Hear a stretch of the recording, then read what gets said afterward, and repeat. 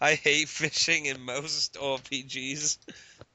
I think the only RPGs I ever liked fishing in was Final Fantasy 11 and Breath of Fire 3, I think. It might have been 4, but I think it was Breath of Fire 3. I think 4 was the one that was a little more different. World of Warcraft, I fished a lot. Ugh, I hate doing most stuff in World of Warcraft. Yeah, yeah. Those days I didn't mind about time, so I just could I could spend hours just fishing for firefin snappers and the purple ones. Them. Oh, Then again, there was that epic moment in the AQ quest chain where I had to fish out the boss. no way. Yeah. Yeah, at some point you had to look for the parts of the staff that was used to open the way to AQ, and one of them was inside it was inside a ancient fish, and you had to do all this hublua shit to track it down and then fish it out of the ocean, and it was a World Wade like boss, which obviously by like level 75 and up, it's like just easy by yourself. But you know, back in level 60, the thing would mortal you. Mhm. Let's see, but it's totally. It was an interesting moment, this stuff for AQ. But of course, you probably can realize with every time I bring up AQ, it left a good impression on me. I just really liked it, a lot of the Wades and stuff that was in the AQ. Yeah, I never got that deep into World of Warcraft. Yeah, because I mean, I'm just assuming this, but from what I can grasp from what you talk about, you never really dealt much with the Wade stuff, did you? No, Yeah. the first time I played online, it was of course also paid. That was until that was the days that there was only the original game, and then I got to level 33, and I got so bored with the game, so I only went to level 33. And the second time, that was last year, I went to level 69 or 72 or something, but never went very deep into the old gods and all that stuff. Yeah, I never went. You really need to put lots of time in World of Warcraft Yeah, waiting was a time-consuming thing. Let me tell you, I cannot tell you all the many hours wasted in Wrath of the Lich King doing shit. Oh my goodness, I remember when my Wade finally got to the fucking Lich King, all the wasted hours killing him, trying to kill him, and then finally killing him. It's like, oh my goodness. It was so hard for me at that point, because it was getting close to where Cataclysm was going to be coming out. And basically, if you were around at the time, they had changed the skill trees and shit for Cataclysm by that time. And it was just awful. Because basically they broke druids big time at the beginning, a little before the beginning of Wrath of the Lich, before Cataclysm, because basically, the tree form, you had to be the new level cap of what? The Cataclysm went to 80 or 80? No, it went to 85, didn't it? Or was it 80? Atticusmj was 80. It was 80. Okay. Yeah, 80. It had been a long time since I played World of Warcraft, so.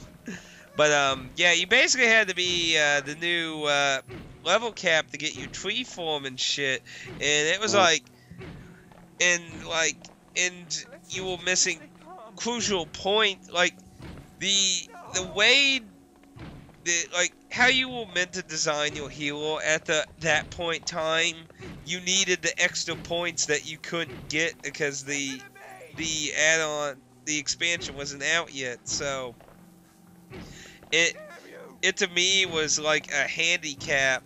And we killed the Lich King finally, and it was only like I think a week before Cataclysm was coming out. So we just did right on the end though. But it was still a good moment to at least because I think there's some satisfaction to beating them legitimately within their range as opposed to just taking a bunch of people overpowered and just plowing through it. Yeah, that takes away all the fun. Well, I mean, there's fun in it, but sometimes it's also like I can't tell you like back when I was trying to do old raids, like in Oli Wrath the Lich King, I can't tell you how sad it is that people way out leveling AQ40 still fucking died like a bunch of losers because they were impatient. Like I don't know. I always find so many people in World of Warcraft are impatient and shit. Yeah. Like when you got a good team, it's satisfying. But when you got all these people who are just like 5-year-old immature children, it's just takes a lot of fun out of the fucking experience.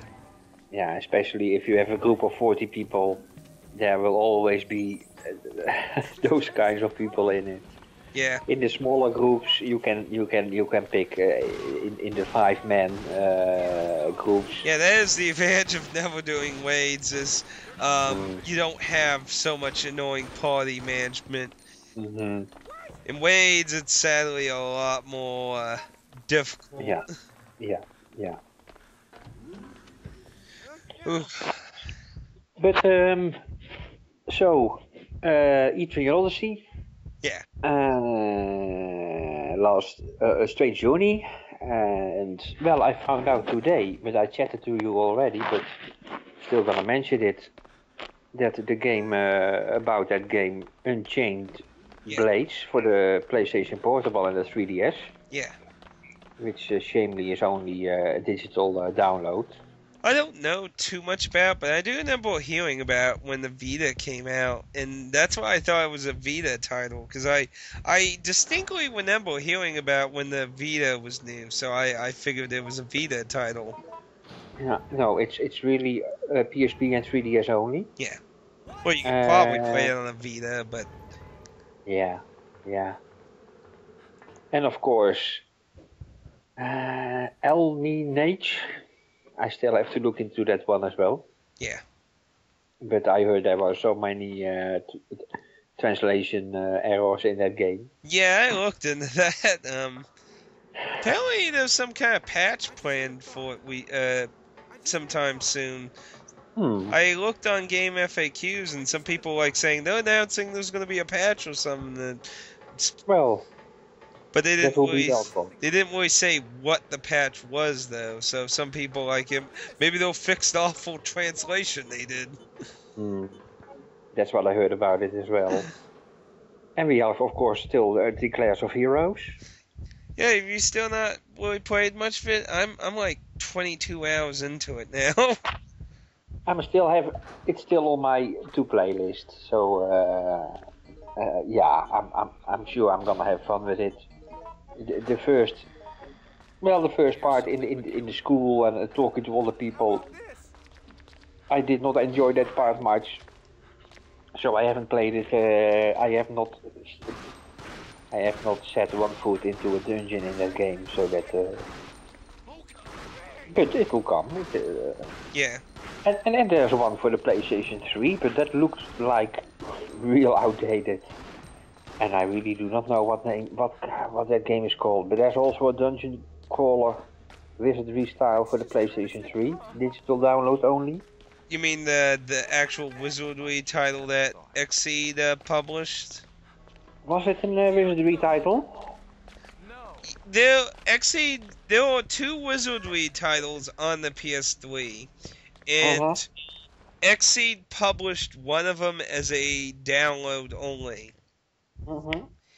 I don't know if it's the particular one you're talking about, but it is out in America. I'm not sure about in PAL areas. Yeah, we got one. I really forgot if it was Wizardry or something.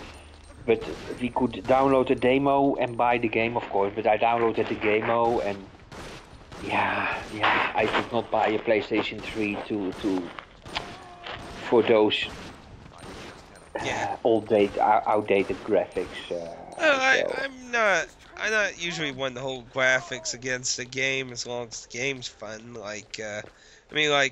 Half Mint Hero, I have absolutely no problem with how it looks graphically. I just really enjoy it. But yeah, I mean, I think it's very important to have a interesting style, which doesn't necessarily have to be graphically intense. Because like I said, I mean, I've always mentioned that, like, while I like Class of Heroes so far, it solely is, it does not have very nice style with its characters and art and everything. Now, looking a lot in Class of Heroes 2, it has a bit of an interesting, stylized addition to the characters and stuff. And I'm liking the music from what I've seen so far in Class of Heroes 2 through videos, so it's looking like Class of Heroes 2 might improve some of my complaints on 1 now, but I think it's still very important to have a very good, fun game overall, though. yeah, I somehow I'm in between. Graphics do not make a game. Yeah. Because otherwise I would have loved Final Fantasy 13, and most people know Oh how yeah, I that feel was about really graphically intense game there, that's for it. sure. Was gorgeous, it looked so good, but then again, Darkspire and that Wizardry game on the PlayStation 3, that's also the other side. Yeah, For me that Darks. removes. Go ahead. Huh? Go ahead. You were talking for. Yeah, that removes a little bit or a little bit. Yeah. Then I think, yeah, this doesn't look. So it's not an enjoyment to look at. And see, that kind of goes into the thing where the game just, the aesthetic design just didn't interest you. Kind of like how I said, like, the chibi aesthetic design of the remake of Final Fantasy III in the reimagining / remake of Final Fantasy IV on the DS. It Yeah. aesthetically didn't interest me so much. I mean, like, Spoonie, I remember Spoonie in one of his videos, he's like, I never played Final Fantasy IX, but everyone's like, oh, you should, and it's awesome. But he, like, openly admitted that aesthetically he just couldn't really get into the characters because they were all teenagers and different kinds of foys and odd character designs, in his opinion. It just didn't aesthetically click with him. And admittedly, I don't click too much with the Dark Spiral aesthetic design, but I do admit it does have an interesting aesthetic design to the characters in the modern setting. Now, the DOS setting looks boring as hell to me, but I guess that is nice for anyone who wants that kind of really retro feel to that. But the modern design, I do think, has a very interesting aesthetic design. I just, it didn't personally interest me too much. I really want to try Darkspire out one day. The price is well, that's the main reason I haven't bought it. I think 38 euros for the Darkspire is a little bit too much. Yeah. If it would have been 20 euros, it would have been no doubt I buy it and maybe one day I play it. Is that for new or used? New. They only sell it new. Oh. There are two game stores, and the biggest game store in well, Darkspire, was it released in Europe? No, I think not. So no. that's probably why it also costs more. Because the importing fee. Because I was going to ask that because I don't know if it was released there, so I was just thinking that, well, if if it was just imported, then that's probably why. Mhm.